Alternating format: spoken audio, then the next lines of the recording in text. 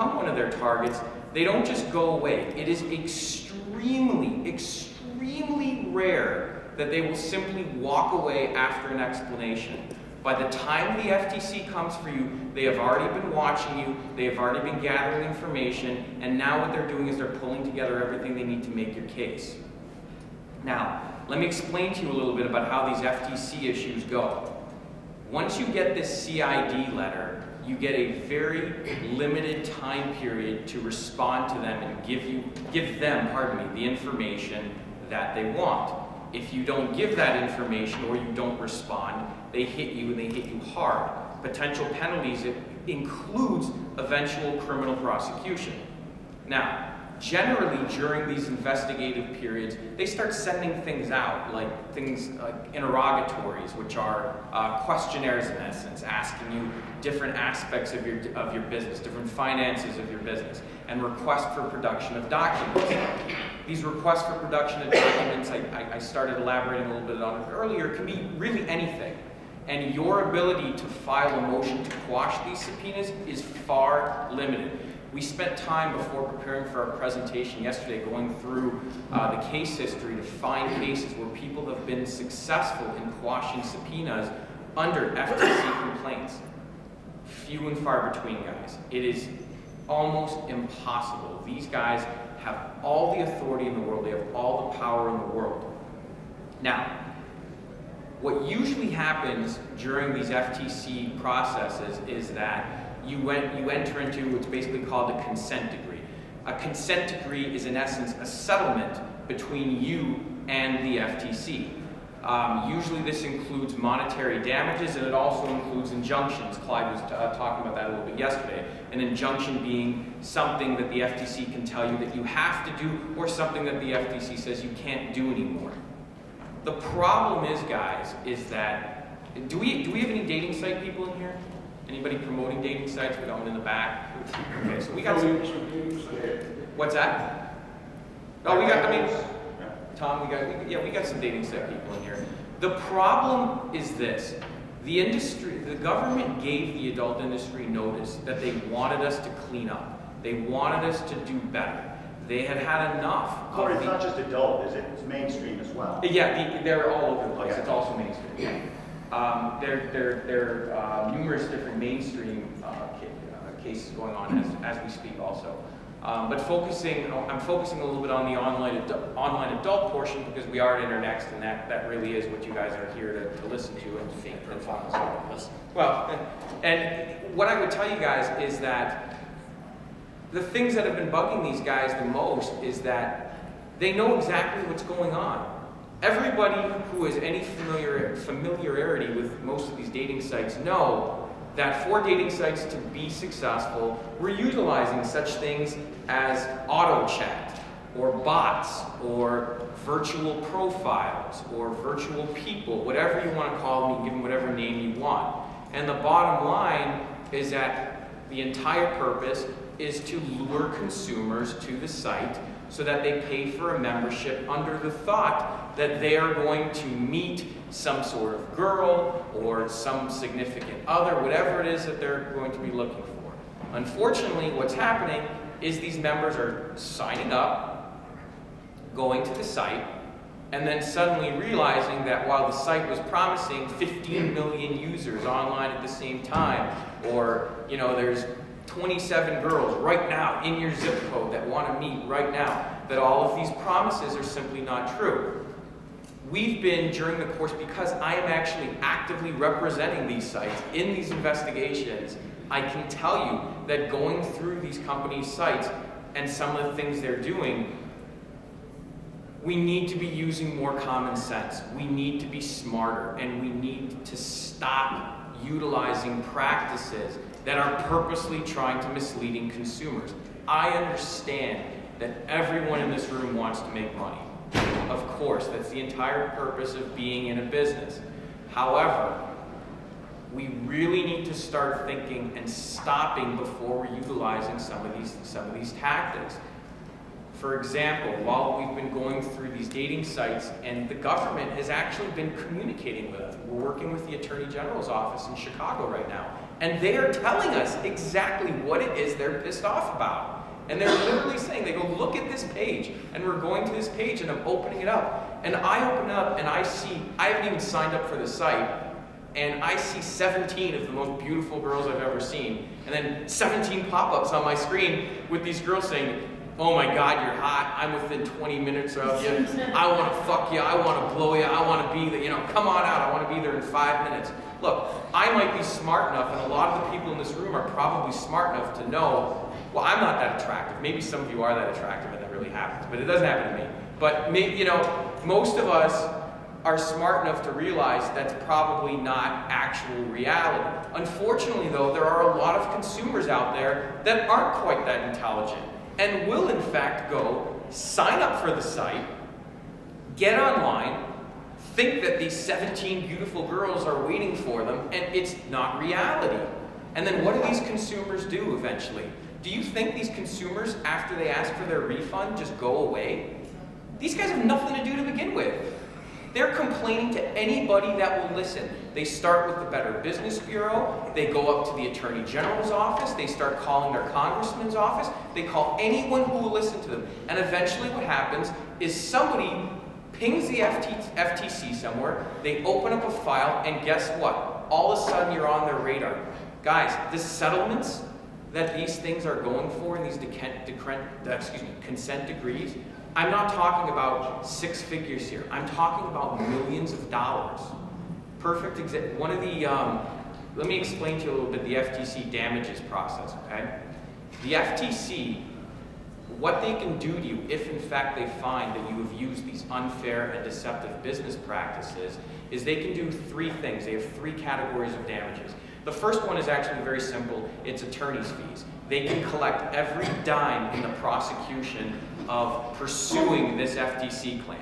The second thing is that there are actual statutory damages. So they can assess a damage. I don't have, unfortunately, I didn't bring my notepad with it because I thought I was going to be talking about a different topic today, but I believe it's $11,000 per violation so long as the violation continues. But the most violation. I'm sorry? Every day is a violation. And that's correct. It's every day a continuous violation. So it's not $11,000 and it stops, it continues. And then the most dangerous category of damages is something that they even use a scary word for it. They call it disgorgement. This is the word they use. It's called disgorgement damages. And what this means is that the FTC, for all the time that you were doing these so-called unfair and deceptive acts, they can take every penny of your revenue. Listen to the word I just used. I said revenue. I didn't say profit. I said revenue. So if you're running a business and your expenses, you take in $1 million, but your expenses are 1.2 and you're losing $200,000, it doesn't matter. They're going for the million. Every penny that you see, there I go even. Every penny that you generate into your business using any of these things that they consider unfair and deceptive goes to the government. Now, I'm going to make another point because there's an interesting twist on this. What we've learned through the process of doing these cases is that the Obama administration has in fact entered into, it's kind of like a letter that they circulate inside the Bureau, and they've created a policy whereby they don't want to fine you to the point where you go out of business. They can fine the hell out of you, but they want to fine you just to kind of the breaking point. And then if you go out of business on your own after because you can't recover, it's on you. But either way, they're here because they want to break you.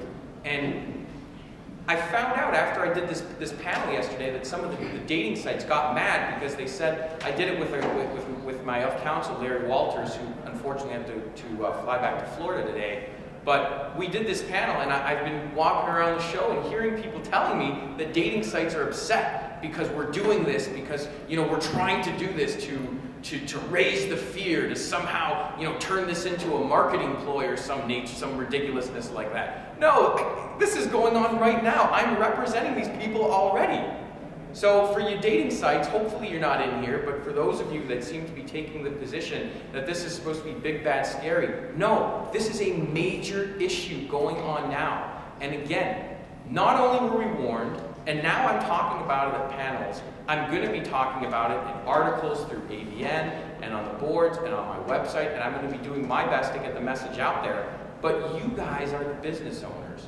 You guys are the ones who set the tone. I can't be there managing all of your businesses, telling you every second that the government comes up with something else. The gentleman that I have on the panel here, with exception of Mike, the other gentlemen are, as you can see, a little bit older than I am. They've been around a little bit longer than I have. And they look good for their age, but still, they've been around a little bit longer than I have. And they've seen this. They've seen it where the government finds another mechanism to start screwing with adult entertainment. But this is where, guys, I truly believe, and I'm sorry if this hurts people's feelings, I believe we fucked up on this one. We were warned. We were told, stop it, over and over and over again. We even had the FTC themselves coming out and saying, we're gonna come after you if you keep doing this. And we didn't stop. And the sites are still doing it. If there's anything that you guys can take away, because I could sit up here and talk about this. We did a whole panel on it yesterday. Tom was there. We could have gone another 3 hours talking about it. I could go another 4 hours talking about it today. If there's anything you guys can take away from this, is no, we don't have to flip out. We don't have to start jumping off of bridges. But what we can do is we can actually start having discussions and start making change. Okay, can I ask for a clarification? Just real quickly. Yeah. Probably most people in this room at one point or other or currently that have got like a site or something like that, have entered into a white label or an affiliate arrangement with one of the big boys, the friend fondlers or whatever. Who are the ones that are the target? What is the level of liability and culpability for me having dating.wasteland.com running through a white I label? know you're going to go there. Let me just It's got all those props. okay, I forget. Let me just say very quickly that Larry said to me, really, Tom, what we need to do is an entire seminar simply on white labels. That's how important and that's how vulnerable they are. Now, whether that's scheduled or not, It is going to be discussed at a future seminar. no, but before I get to Joe, okay, I have a follow-up question. Because obviously this is like really scary shit. But most of the people in this audience are probably not running their own, they're affiliates. So can we kind of turn this around? What are the things that they might look for? What are the red flags? Or what are the things they would look for to either be warned away or, how do you know if every profile is fake or real? You can't go into that. So let's try to be a little positive here. What can they do? I don't think people, no, it's scary. If it's me, I'm giving up my dating. I'm giving up my dating program and I'm never going to do one again because I don't want to. Can I finish? Yeah. I don't want the FTC up my ass. But dating and live cams are very profitable areas in this industry. So I think a lot of people in this industry, like with other things, think lightning is not going to strike them. So they're going to continue. They need to know what can they do if they're going to continue to make the best of this situation. Is there any way to address that? There absolutely is. Michael actually, while you were speaking, he said, what about the affiliates? And absolutely, there are steps that we can do right now to stop it. The first thing I'm going to tell you is the most obvious. For you guys out there who are still employing the pre-check, pop under, double check, cross sale, pop over, pop under, whatever the hell you want to call it, pop under your desk, whatever. You guys gotta stop. The FTC, it's like on the first page of all the CIDs that we've been seeing. It's on the first page. This is something, Tom, that it's been discussed about. Even the processors have warned us in the past that this was going to become an issue. We got to cut that out. The taking the measures where consumers have absolutely no idea what they're signing up for, that has to stop. What I would also say is that for you guys, like the affiliate, for example, for you affiliates, the first thing I'm going to tell you is this. Every time that you sign up to be an affiliate of most of the major dating sites out there, you're checking a box when you type in all of your information, and then you usually, the good ones have a box that says, I hereby agree to the terms and conditions, and there's a link that you can follow. You got to read these terms and conditions. very, very carefully and see what the site is actually making you liable for. Some of them are turning you guys into trying to almost turn you into complete independent entities that will supposedly indemnify the company if your particular white label results in some sort of CID complaint. That's one particular example. Other, different things that affiliates can really do is, I know a lot of affiliates take different steps in terms of the sites they put up, Tom, to promote things. A lot of times they make up, they themselves put up content of, very, very pretty girls. Put it right up there, guys. Put it right up there what the site does. That put it on your site that these girls, aren't actual, images. This is just, promotional material. Don't advertise and say these are girls on the site. Tell them that these are promotional pictures. It's kind of no brainer. I think to answer his question, though, Well, I'll come to you. Don't worry. you're saying how dangerous is it if I have an affiliate relationship and I just advertise the dating sites? I don't run a dating site. Yeah, what's the level of liability on my? And I can tell you, We program these buses. I had a lot of experience with the FTC when the canned spam stuff started, and I've had other situations. In the first place, you have exposure for sure, okay? And as I said yesterday when in Corey's presentation, my clients who've received these CID letters, they say, well, what is this? I have to send them some information. I just tell them, look, your life as you know it is over. Your life as you know it is over. This is going to exact more misery. They say they won't put you out of business. They probably will. The dating sites